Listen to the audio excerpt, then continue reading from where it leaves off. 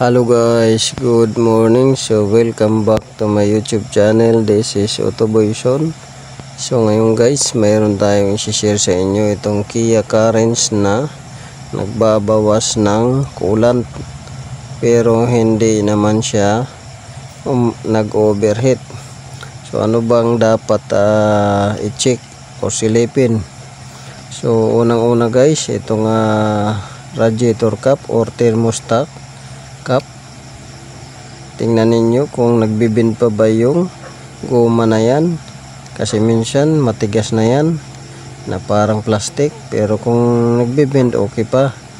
Tapos tingnan nyo rin yung loob nyan, kasi kahit na bago yung cap nyo, kung yung nilalapatan yan ay bako-bako na, hindi pa rin yan magsisilb ng husto.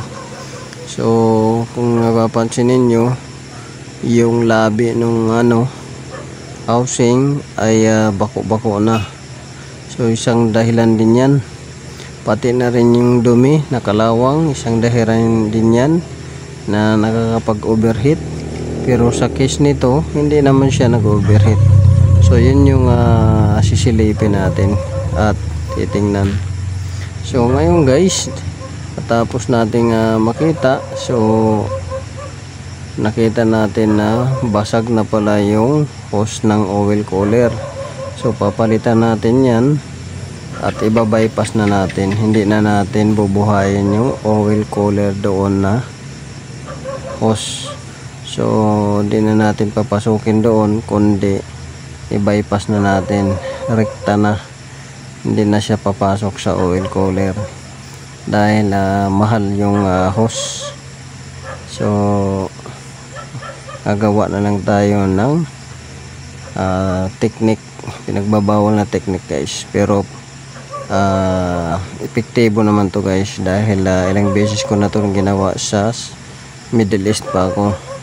So ngayon yan yung ikakabit natin hose. So pwede ninyong i-cancel yun ang cooler at panibagong hose. So yun lang guys, kung nagustuhan ninyo yung video na to, huwag niyong kalimutan na mag-subscribe sa YouTube channel ko, Autoboyson, at sundan nyo lang lahat guys ng mga video ko. Maraming salamat.